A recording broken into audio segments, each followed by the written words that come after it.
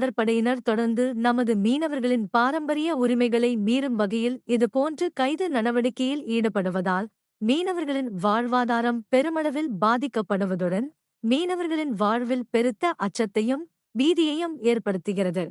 எனவே மத்திய வெளியுறவுத்துறை அமைச்சர் இதில் உடனடியாக தலையிட்டு இலங்கை வசமுள்ள 45 மீனவர்கள் மற்றும் 138 மீன்பிடி படகுகளை உடனடியாக விடுவித்திட தேவையான தூதரக நடவடிக்கைகளை மேற்கொள்ள வேண்டும் என்று முதல்வர் வலியுறுத்தியுள்ளார்.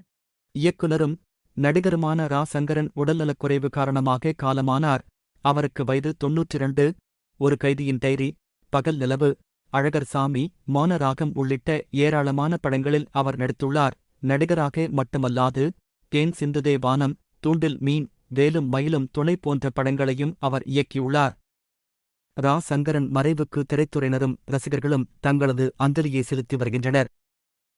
தஞ்சாவூர் மாவட்டம் திருவையாறில் ஸ்ரீ சத்குரு தியாகராஜ சுவாமிகளின் 177வது ஆராதனை விழா ஜனவரி 26 தேதி தொடங்கி 30 தேதி வரை நடைபெறவுள்ளது.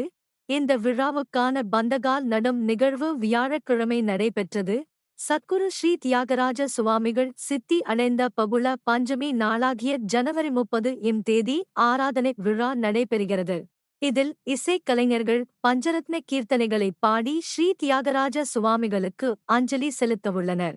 தமிழகத்தில் அரசின் சேவைகள் பொதுமக்களை விரைவாகவும் எளிதாகவும் சென்று சேர்ந்திட வழிவகுக்கும் மக்களுடன் முதல்வர் என்ற புதிய திட்டத்தை முதல்வர் மு.க.ஸ்டாலின் டிசம்பர் 18 அன்று கோயம்புத்தூரில் தொடங்கி வைக்கவுள்ளார். இத்திட்டத்தில் பொதுமக்கள் அணுகும் துறைகள் சார்ந்த கோரிக்கைகளைப் பெறுவதற்கு முதல்வரின் நேரடி கண்காணிப்பில் அனைத்து நகர்ப்புற மற்றும் கிராமப்புற உள்ளாட்சி அமைப்புகளில் வார்டு மற்றும் கிராம ஊராட்சி அளவில் அனைத்து மாவட்டங்களிலும் சிறப்பு முகாம்கள் நடத்திட உத்தேசிக்கப்பட்டுள்ளது. இந்த முகாம்களில் சம்பந்தப்பட்ட துறை அலுவலர்கள் அனைவரும் ஒரே குடையின் கீழ் மக்களின் கோரிக்கைகளைப் பெற்று பதிவு செய்வார்கள். முகாம்களில் பெறப்படும் மனுக்கள் அனைத்தும் சம்பந்தப்பட்ட துறைகளால் 30 தினங்களுக்குள் உரிய முறையில் பரிசீலனை செய்யப்பட்டு தகுதியின் அடிப்படையில் உரிய சேவைகள் மக்களுக்கு வழங்கப்படும் என்று கூறப்படுகிறது. தற்போது கேரளத்தில் கரோனா பாதிப்பு அதிகரித்து வருவதை கவனித்து வருகிறோம். அந்த தொற்று ஏற்கனவே தமிழகத்தில் பரவிய கரோனா தொற்றுதானா அல்லது புதிய வகை உருமாற்றமா என்பது தெரியவில்லை. ஆனாலும் தமிழகம் முழுவதும் மருத்துவ கண்காணிப்பை தீவிரப்படுத்த நடவடிக்கை எடுக்கப்பட்டுள்ளது. இன்ஃப்ளூயன்சா தொற்று பாதிப்புடன் மருத்துவமனைகளுக்கு செல்பவர்களுக்கு மூச்சு திணறல், சளி, காய்ச்சல் உள்ளிட்ட கரோனா அறிகுறிகள் இருந்தால் அவர்களில் தேவையானவர்களுக்கு RT-PCR பரிசோதனைகள் செய்யப்படும். தேவைப்பட்டால் தினமும் செய்யப்படும் பரிசோதனைகளின் எண்ணிக்கை அதிகரிக்கப்படும்.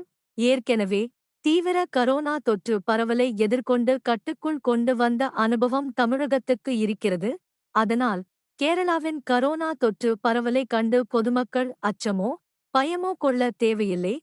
இவ்வாறு தமிழக பொது சுகாதாரத்துறை இயக்குனர் செல்வ விநாயகம் கூறியுள்ளார். செஸ் விளையாட்டில் கிராண்ட் மாஸ்டர் பட்டத்தை அடைவது என்பது மிக அதிகபட்ச சாதனை ஆகும். அந்த சாதனையை சென்னையைச் சேர்ந்த 22 வயதான வைஷாலி ரமேஷ் பாபு அடைந்திருக்கிறார். இவரின் சகோதரர் பிரக்யானந்தாவும் கிராண்ட் மாஸ்டர்தான். இதன் மூலம் முதல் முறையாக ஒரே குடும்பத்தில் கிராண்ட் மாஸ்டர் என்கிற நிலையை அடைந்தவர்கள் என்கிற சிறப்பை வைஷாலி, பிரக்யானந்தா ஆகியோர் படைத்துள்ளனர். செஸ் விளையாட்டு விளையாடுவோருக்கு கிராண்ட் மாஸ்டர் பட்டம் வெல்வது வாழ்நாள் கனவாக இருக்கும். தமிழக அரசு பள்ளிகளில் காய்கறி தோட்டம் அமைப்பதற்கான வழிகாட்டு நெறிமுறைகளை பள்ளிக்கல்வித்துறை வெளியிட்டுள்ளது. எங்கள் பள்ளி மிளிரும் பள்ளி என்ற தூய்மை திட்டத்தின் கீழ் அரசு நடுநிலை, உயர்நிலை மற்றும் மேல்நிலை பள்ளிகளில் பள்ளி காய்கறி தோட்டம் அமைக்கப்பட வேண்டும்.